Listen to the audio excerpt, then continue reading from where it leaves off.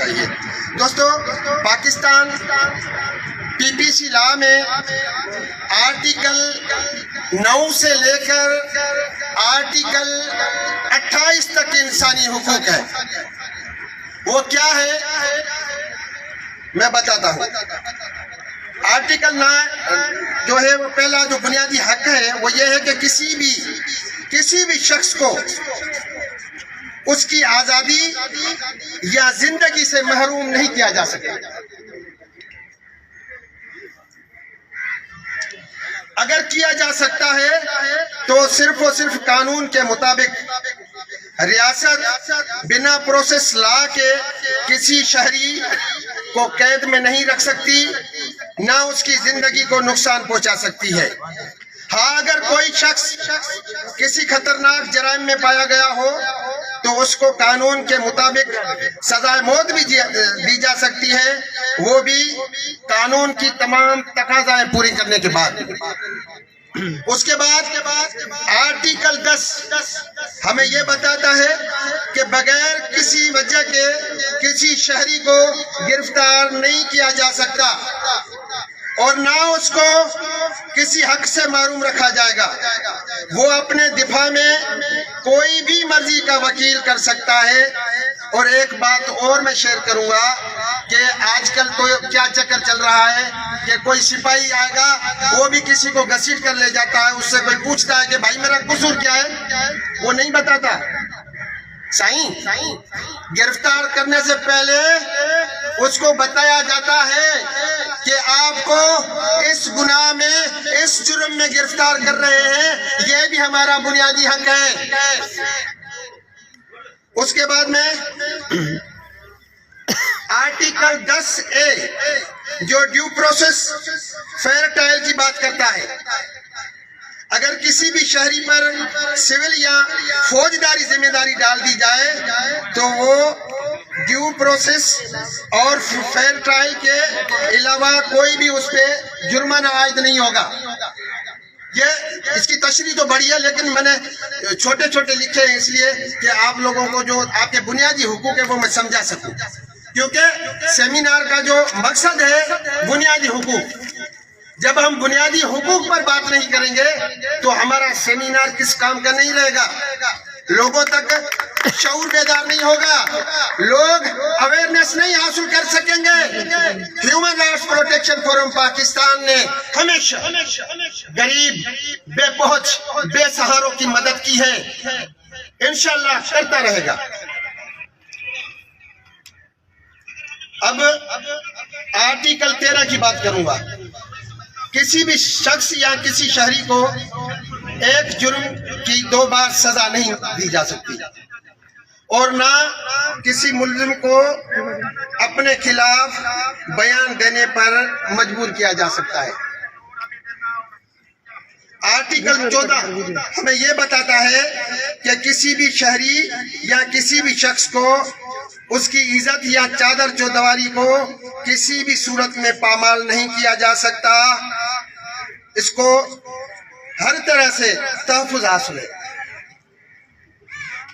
مزید اس میں یہ بھی کہا گیا ہے کہ کسی بھی شہری یا کسی شخص پر اس بنیاد پر تشدد نہیں کیا جائے گا اس کے پاس کوئی شہادت ہو اور اس کو مجبور کر کے وہ شہادت حاصل کریں تو یہ بھی بنیادی حق ہے۔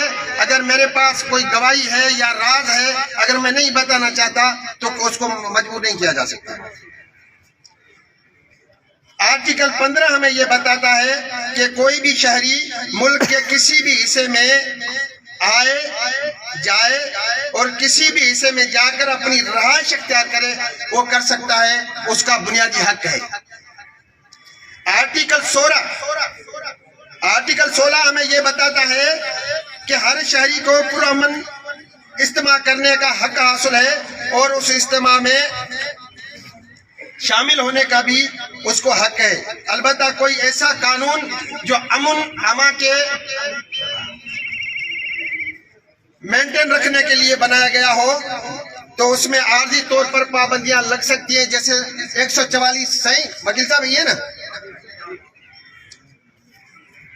اور آرٹیکل 17 ہمیں یہ بتاتا ہے کہ ہر شہری یا کسی کو بھی ایسوسی ایشن یا یونین بنانے یا اس میں ممبرشپ لینے کا مکمل اختیار ہے، اس پہ کوئی پابندی نہیں ہے۔ کوئی بھی شہری جو سرکاری ملازم نہ ہو وہ کسی بھی سیاسی جماعت کا حصہ بن سکتا ہے اور کسی بھی آرگنائزیشن پر یا سیاسی پارٹی پر وفاق گورنمنٹ عارضی طور پہ اس پہ پابندی عائد کر سکتی ہے، اس جماعت کے خلاف جو پاکستان کے خلاف کام کر رہی ہو۔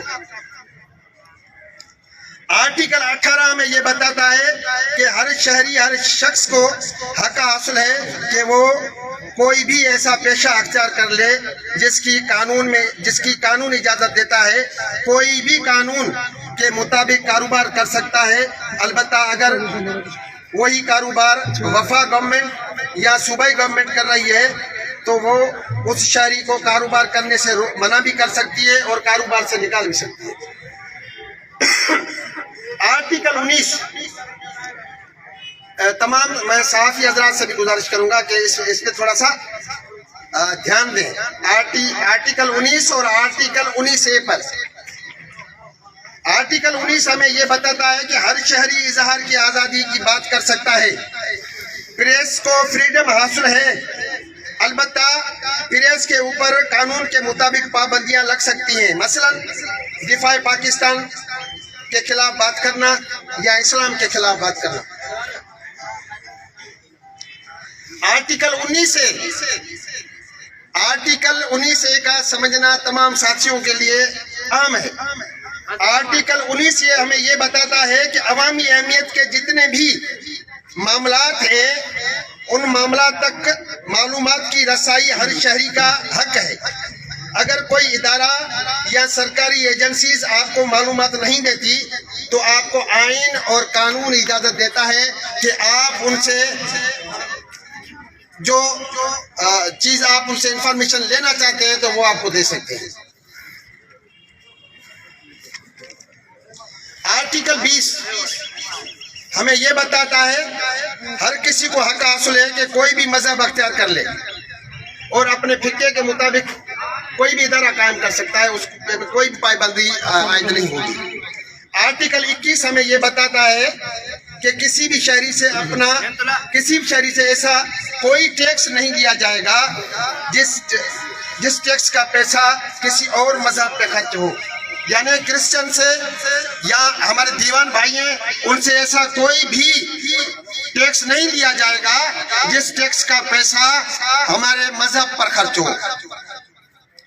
آرٹیکل 22 ہمیں یہ بتاتا ہے کہ کوئی بھی شہری کسی بھی تعلیمی ادارے میں داخلہ لے سکتا ہے، تعلیم حاصل کر سکتا ہے، اسے کوئی بھی مذہبی دینی تعلیم لینے پر مجبور نہیں کر سکتا۔ آرٹیکل 23 ہمیں یہ بتاتا ہے کہ کوئی بھی شہری پاکستان کے کسی بھی حصے میں جائیداد خرید اور فروخت کر سکتا ہے، اس کے خلاف کوئی بھی پابندی عائد نہیں ہوگی۔ اور آرٹیکل 24 ہمیں یہ بتاتا ہے کہ کسی بھی شہری کو اس کی جائیداد سے زبردستی بے دخل نہیں کیا جا سکتا، بنا قانون کے ریاست جائیداد پر بنا قانون کے قابض نہیں ہو سکتی۔ آرٹیکل 25 سے ہمیں یہ بتاتا ہے کہ ریاست 5 سال کی عمر سے لے کر 16 سال تک بچے کو مفت میں تعلیم دے گی اور لازمی دے گی، کیونکہ یہ ہمارا بنیادی حق ہے۔ اور آرٹیکل 28 ہمیں یہ بتاتا ہے کہ کوئی بھی شہری جس کی الگ زبان ہو، الگ کلچر ہو، وہ اپنی زبان اور کلچر کے مطابق کوئی بھی انسٹیٹیوٹ، کوئی بھی تعلیمی ادارہ اپنے کلچر، اپنی لینگویج کو محفوظ رکھنے کے لیے کھول سکتا ہے، اسے کسی بھی طور طریقے سے کسی بھی پابندی سے آزاد قرار دیا گیا ہے۔ تو یہ کچھ چند چیزیں تھیں جو میں نے تمام ساتھیوں کے ساتھ شیئر کر لی ہیں۔